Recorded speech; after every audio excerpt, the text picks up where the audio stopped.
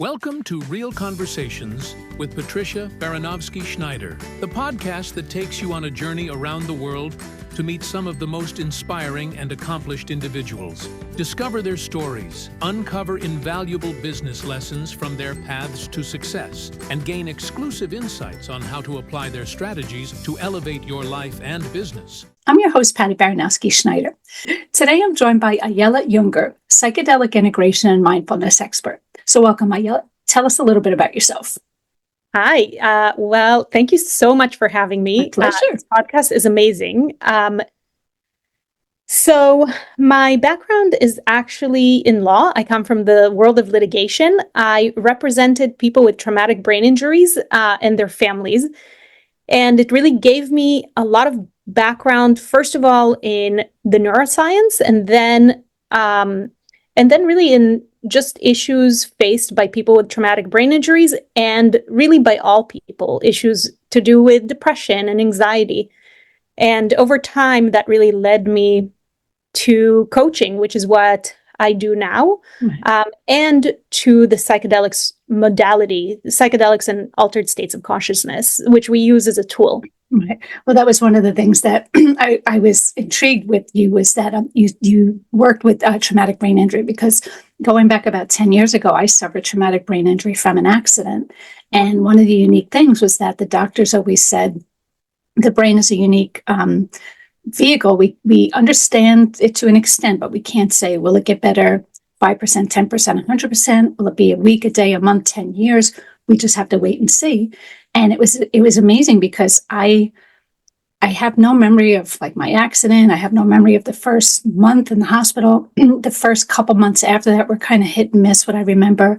And then on the surface, it seemed like I was getting 100% better, but I wasn't. Mm-hmm. And what happened was, because I was doing routine things okay, everybody just assumed it was fine. Meanwhile, there were some parts of my brain that weren't really 100%, like I wasn't understanding right from wrong. And I was falling for scam after scam after scam after scam, losing countless dollars. I mean, like my whole savings account was taken out. A bigger scam, which is a whole other story. We won't get into it now, but eventually I got better, but it took probably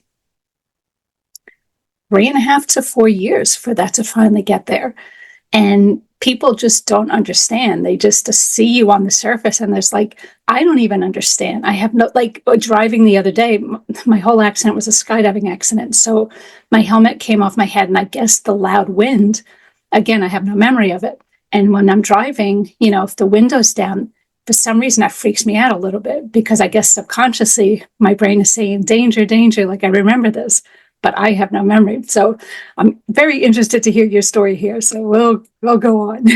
Well, first of all, your story is really fascinating. First of all, you don't get to meet many people that have had a skydiving accident. Yeah. Right? Let's just put that out there. That's the first thing. I think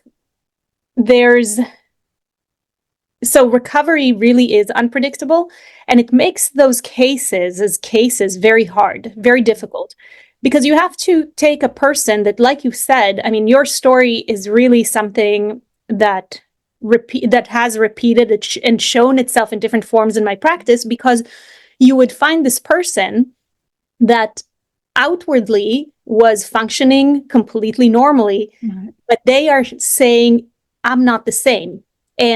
And also, this has impacted their lives in such a way that if we have reached a jury, they want compensation. And then the question becomes, how do you tell that story? How do you tell the story of a person who's not quite the same? And what I found back when I used to practice was that one of the best storytellers of the experiences of people that have gone through traumatic brain injuries tend to be the family members, tend to be the children that say, mom's home, but she's not quite mom, because they know. Yeah. And the way to convey it too has to be through the very same way we experience reality, which is through stories and anecdotes, moment by moment, right?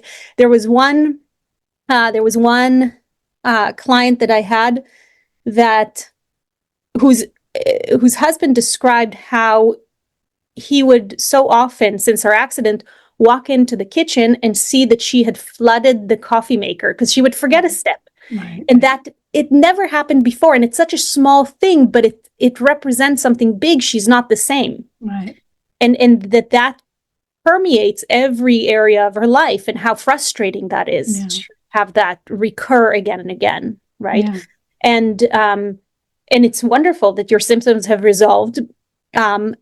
Sometimes they never resolve. Yeah. And sometimes too, and this is something I do want to emphasize, I think that this is a call for mindfulness and growth, which is really the area that I wound up gravitating towards. Yeah. I think that's awesome. How we use this thing, this really traumatic thing that happened, to how we integrate it as part of our journey, because it is. Yeah. From a spiritual perspective, it's always, whatever happened was meant to happen. Yeah. It's hard to understand, but I believe everything happens for a reason. Yeah. It's not just hard to understand. Really, it's impossible to understand. Right.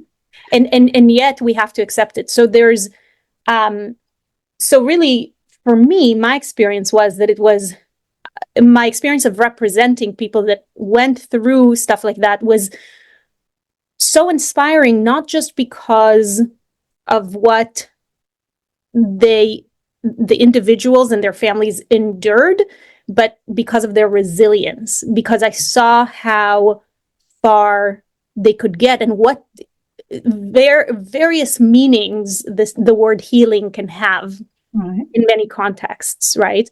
And I really, from a personal perspective, I'll just add, I started to think, well, I want to help people who are suffering, and we all suffer to one degree or another, right? I want to help people who are suffering. I believe that this is something that can change the world in a global and in a more generalized way.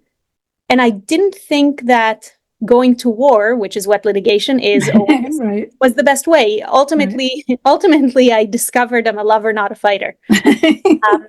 And I was doing so much hand-holding, and I mean that in the best way, because I realized that hand-holding is really what I'm meant to do. Nice. Now, you work with neuroplasticity to drive personal growth and transformation. So can you explain how altered states of consciousness contribute to neuroplasticity and how you integrate this concept into your coaching? Yeah, 100%. So first of all, as much as we know about the brain, which is a lot, we still don't know anything, really. One of the most interesting discoveries in the last 2 decades has been the idea of neuroplasticity. So we used to think of the brain as static, meaning you mature. We used to believe that happens, that process kind of ends when you reach your early 20s. Now we're up to almost 30s. But really what we discovered more than anything is that the brain keeps changing. The brain has an enormous capacity to evolve, adapt, and change itself over time. Now, it doesn't mean that it's easy, as anyone who's tried to change anything about themselves surely knows, so everyone. Psychedelics are really instrumental in allowing for a window of time of increased neuroplasticity. And different psychedelic molecules or substances or plant medicines, they have different windows. The psychedelic that we work with, which is ketamine because it's legal, then that allows for a neuroplasticity window that lasts not just during the session, but for, I believe it's about 2 weeks after the session. And different substances, different windows. And what that means is that it really can drive, especially when combined with compassionate and knowledgeable guidance, it can really drive enormous change in a very small amount of time. So so we can think back to, say, Timothy Leary, who's a very controversial kind of leading character in psychedelics experimentation. And he said, so he was a psychologist, and he said to Ram Dass, back when he was known as Robert Alpert, he said to him, I learned more about human psychology in 6 hours than I've learned in 15 years of practicing psychotherapy. Wow. And the reason for that, there are certain things that neurologically happen in the brain to enable it, and I can get into it if it's interesting to you. But the reason for that is that we've opened this window of neuroplasticity that allows this insight that we are literally blocked from having before, and it allows for a period of time where we can really, if we take the right actions and really integrate our findings, essentially, we are able to drive enormous personal change.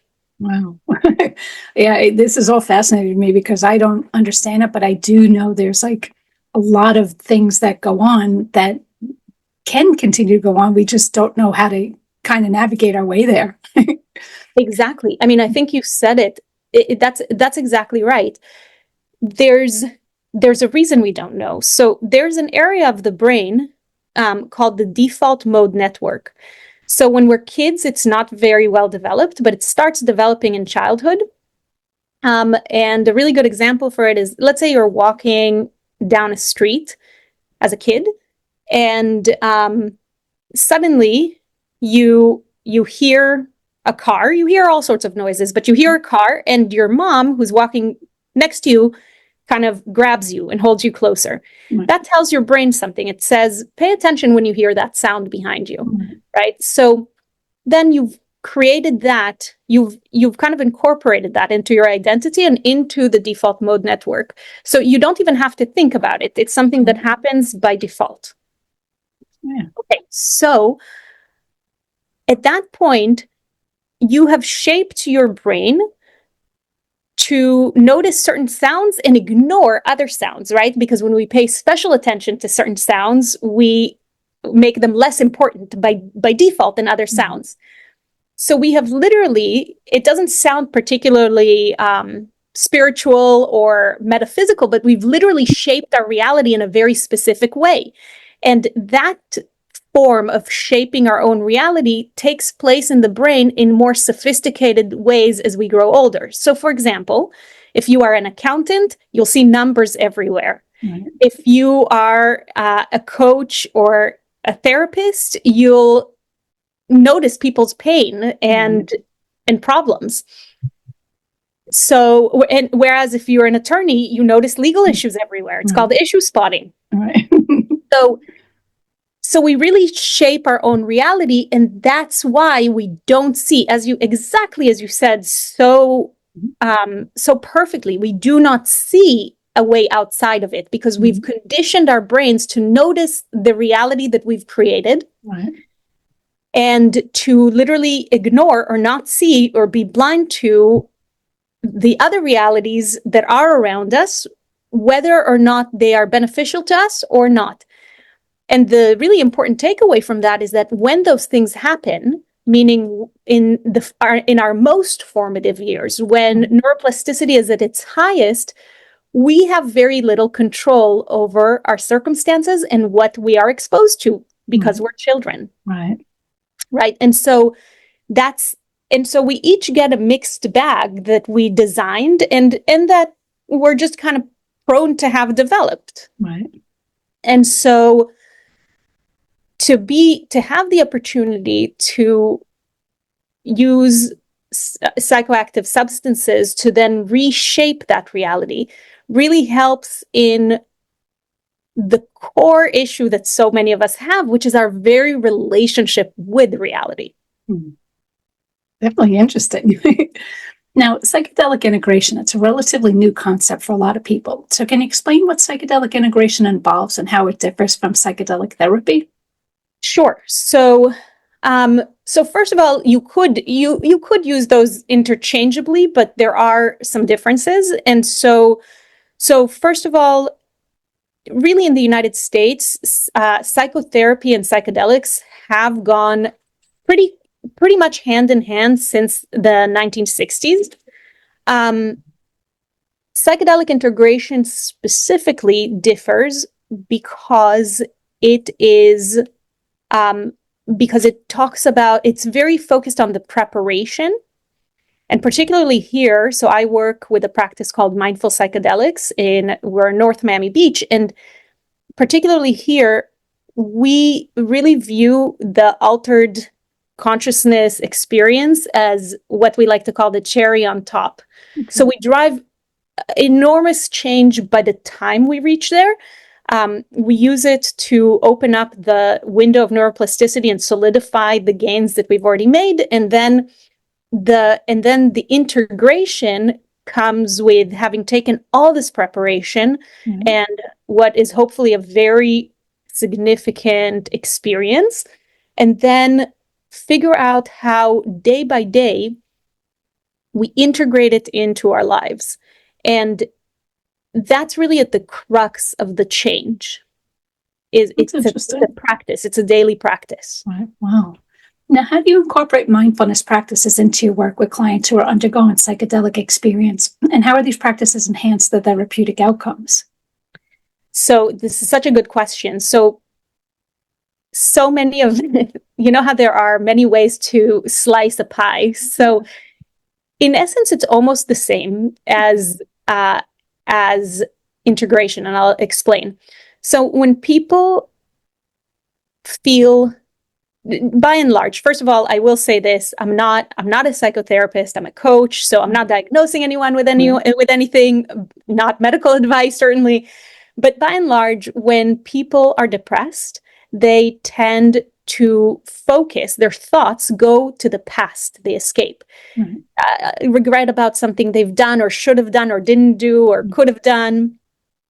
And when people are anxious, their thoughts usually escape into the future. Oh my gosh, that's going to happen. And oh, what am I going to do? And oh, I'm going to miss this deadline. And oh, my kid's going to hate me or whatever, right? So the antidote to all of that is to bring your thoughts back into the present moment. And that, being in the present moment without concerning yourself with the past that doesn't exist anymore and the future that doesn't exist yet, is mindfulness.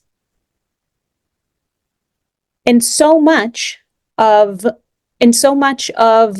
what we do day to day with clients is to enable them to be in the present, to enable them to develop their own form of mindfulness practice. And it can be, by the way, there's formal mindfulness, which is meditation, and everyone should do it.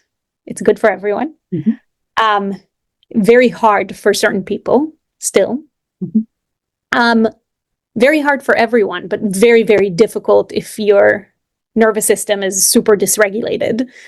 And then there's informal meditation, which is also available to everyone. And that can mean washing the dishes to wash the dishes, doing one thing at a time, realizing you can only be in one place at a time, not rushing, not thinking of the next thing.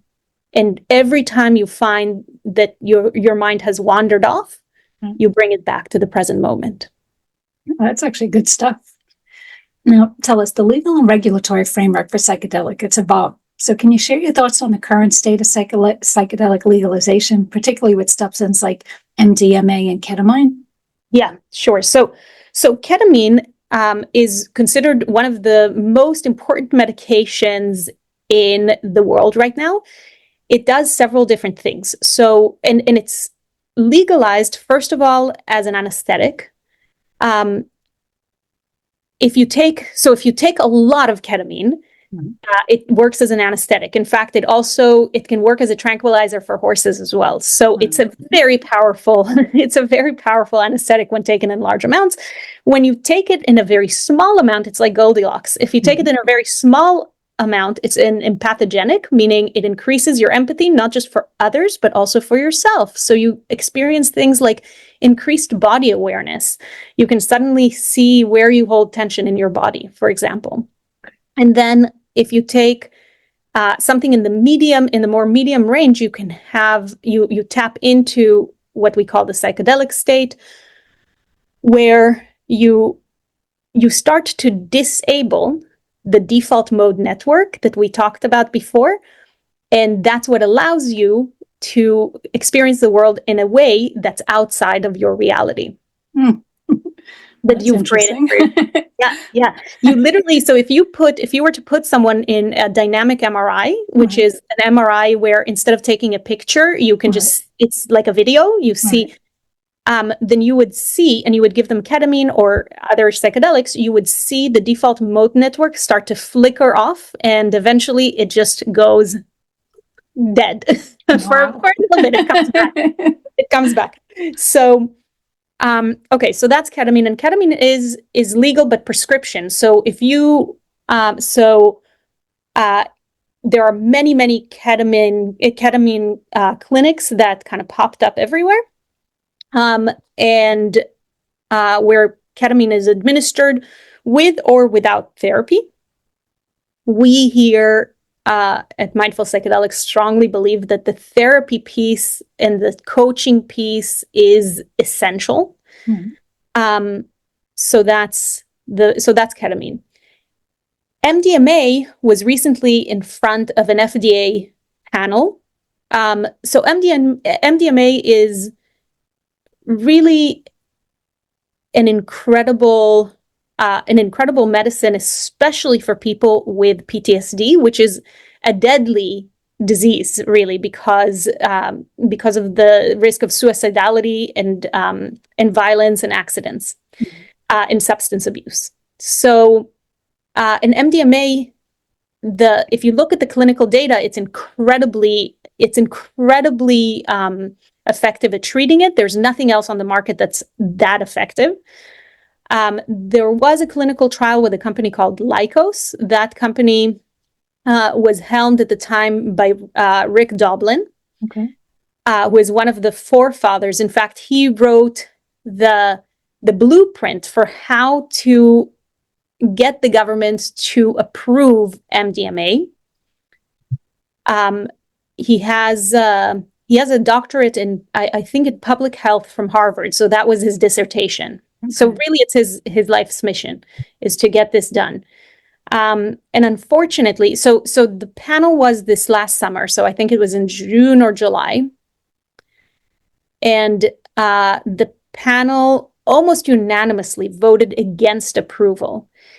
And really, one of the reasons is that the way MDMA and a lot of other psychedelics work is not particularly conducive to the FDA's process, because there's something that happens in the therapy room or with your guide or your sitter or your coach that doesn't quite lend itself well to the scientific method, right?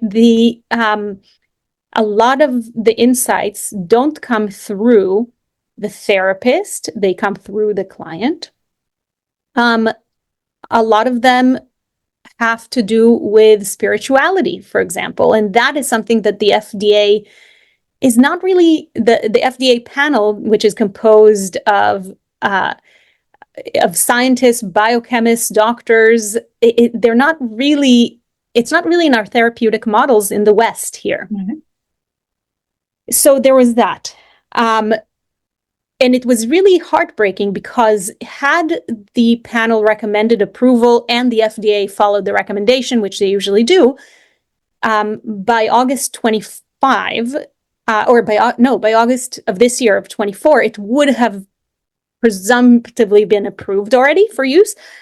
And really the lack of approval, their failure to approve it is, I mean, it's going to cost lives if it hasn't already, because so many veterans, particularly, but not just veterans, there's a lot of one less often talked about group of underserved people with PTSD are survivors of sexual violence.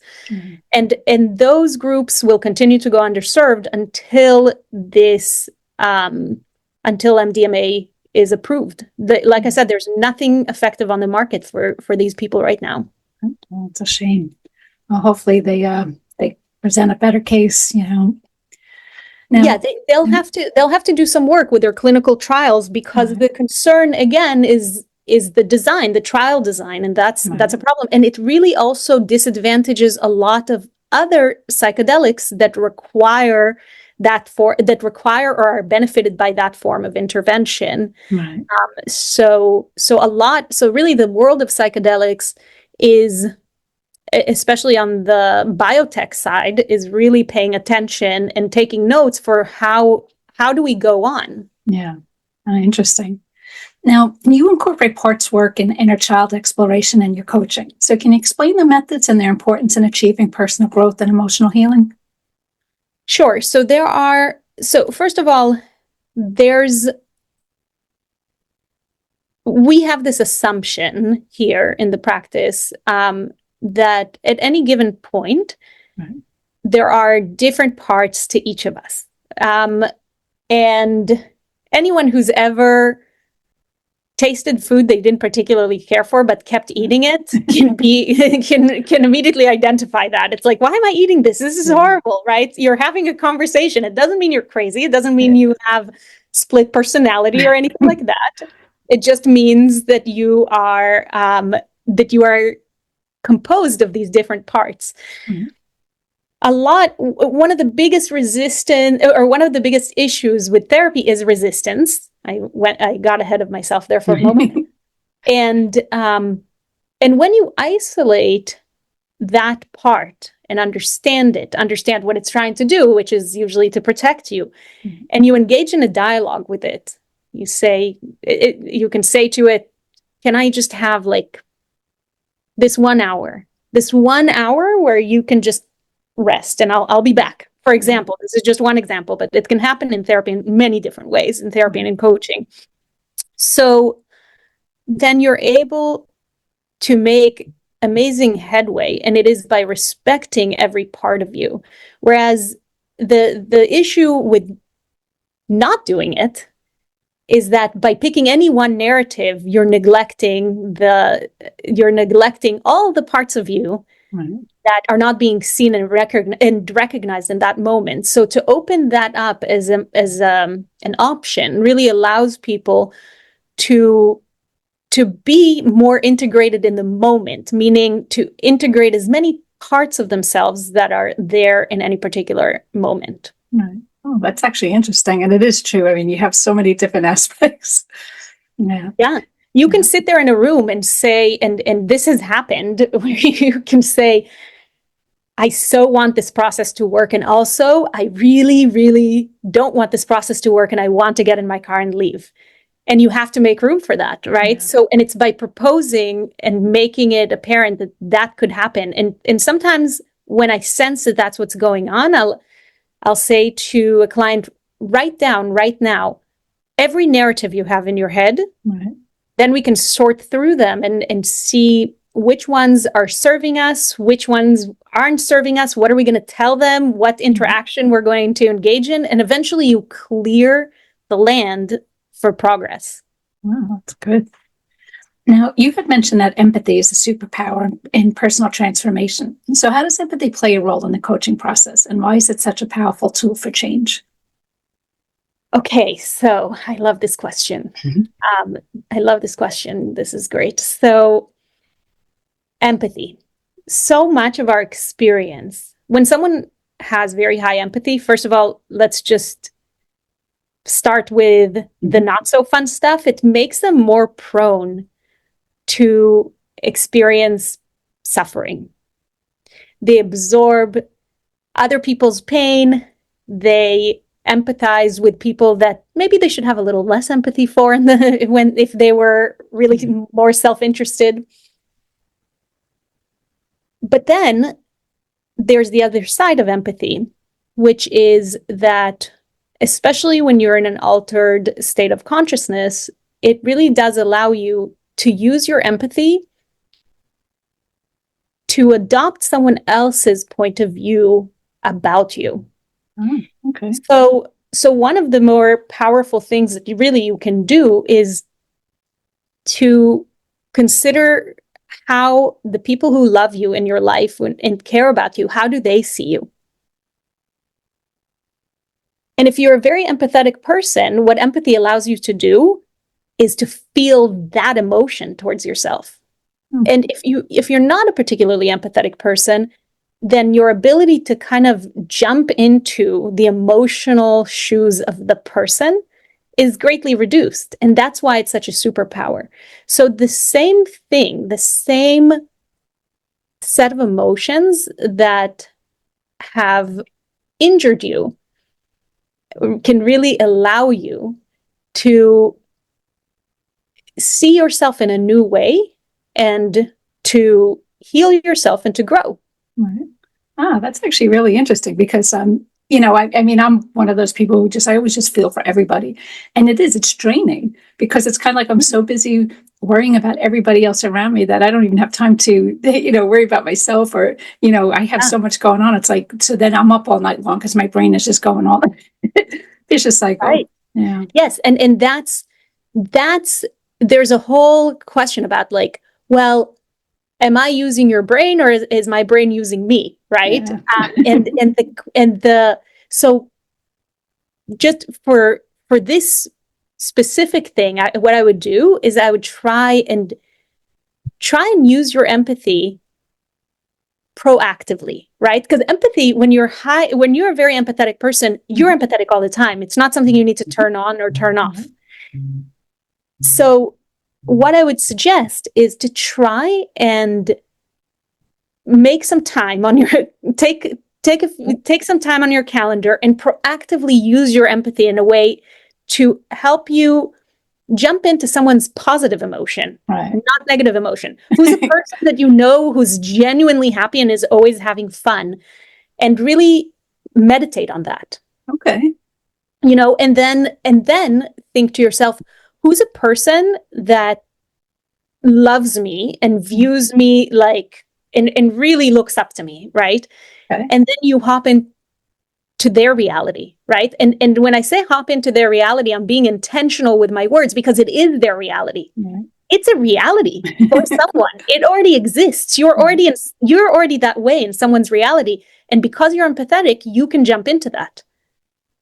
But it's about setting the time to do it because it won't happen automatically, right? And this is, you asked me about integration before, so to bring it back, this is an example of an integration, right? You have to make the time. When is it? When are you going to do it? When is it on your calendar? Do you have a notebook to write it in? What kind of notebook is it going to be? Are you going to like it? It's to make those things, it's to bring those things that are just thoughts into this physical world.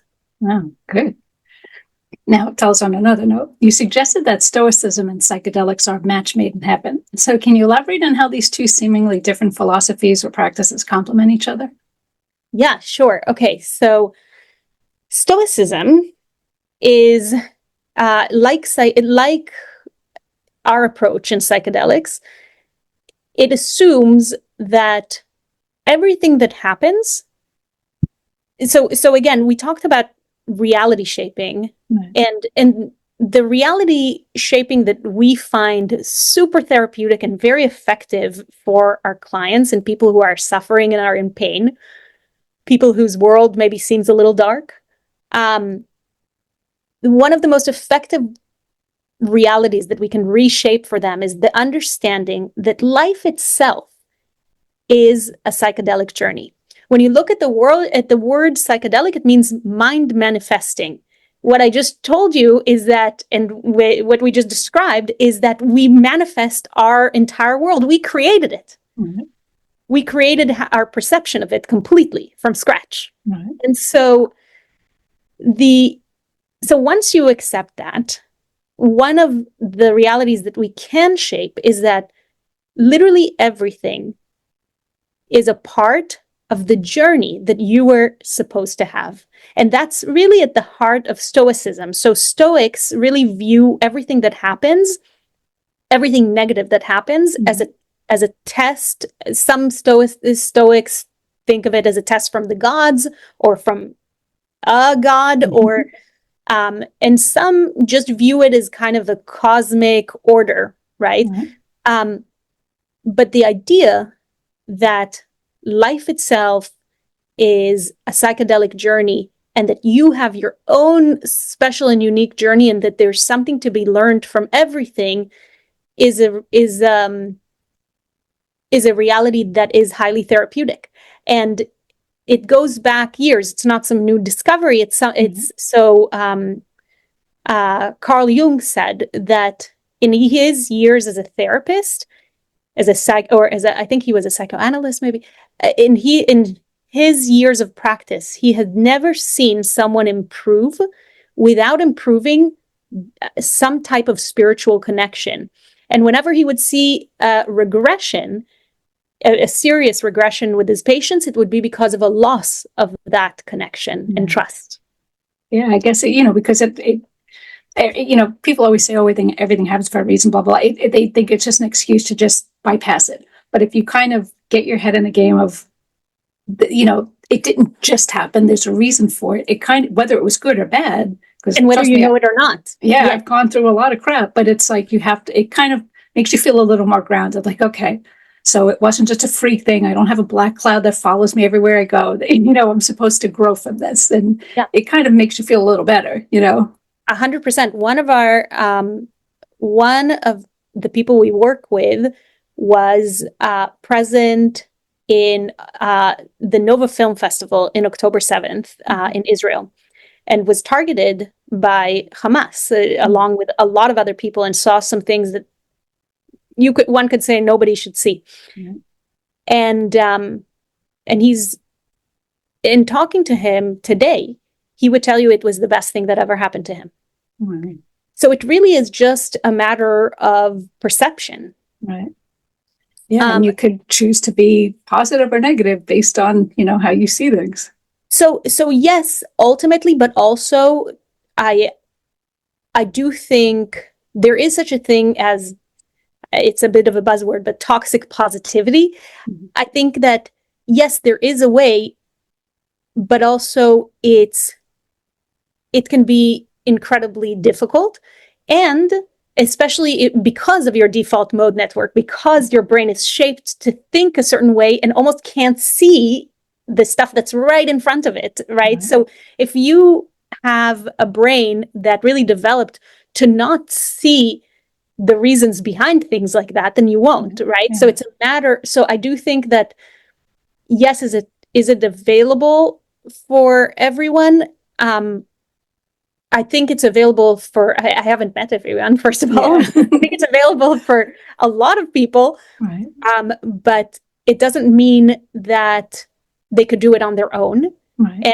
And I do think that sometimes for some people, and I was one of those people, by the way, going to therapy can feel like bringing a spoon to a gunfight, because your brain is so conditioned. You have these super highways of neurons that just fire in the same way all the time. So I do think that there's room and a need for the psychedelics modality, which is exactly what attracted me to it. Nice. One of your topics is have a bad trip, why mindset is everything. So how do you guide clients through difficult or challenging psychedelic experiences? And what strategies do you use to help them integrate these experiences for positive outcomes? Okay, thank you so much. Okay.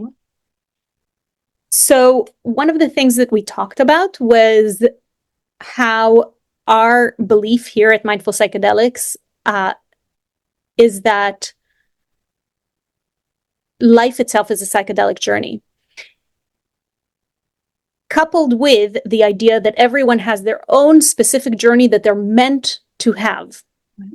And really, that is how we view the psychedelic experience. And by that, I mean the state of altered consciousness. And that is the way we view life. So with that in mind, once you've adopted these two premises, which our clients adopt not just cognitively, but really emotionally, it's internalized, Right. then there cannot be a bad trip. There could be a trip that you didn't enjoy that much. There could be a trip that wasn't pleasant. But what do we know from Stoicism too, is that everything that you experience is meant to teach you something and to help you kind of elevate yourself to the next level, right? So bad trips, from our standpoint, they don't exist. There are difficult trips, Right. but sometimes the difficult trips are the ones that will teach you your most important insights. It's true. Wow. And Good so, stuff. and so the integration, by the way, you asked how we help them integrate those insights in the exact same way, because that is life, right? And really, to us here at Mindful Psychedelics, the psychedelic experience is really a metaphor for life itself. Wow. That was amazing stuff. Now, anything you want to add that we didn't already talk about?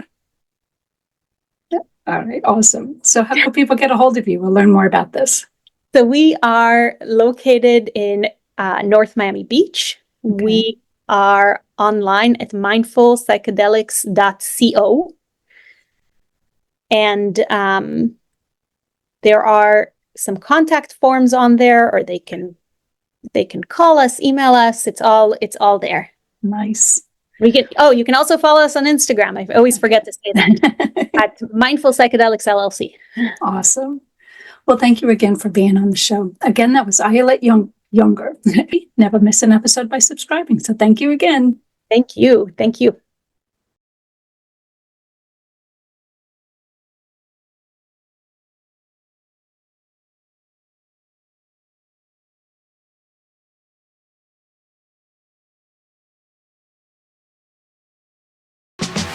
Thank you for listening to Real Conversations with Patricia, talking with some of the most brilliant minds on their journey to success and their recommended strategies. Please leave your feedback and visit pristineadvisors.com to get the latest and greatest business advisement on the planet. Feel free to let me know your thoughts, suggestions, and anything else you'd like me to cover. Together, we can make success happen for all.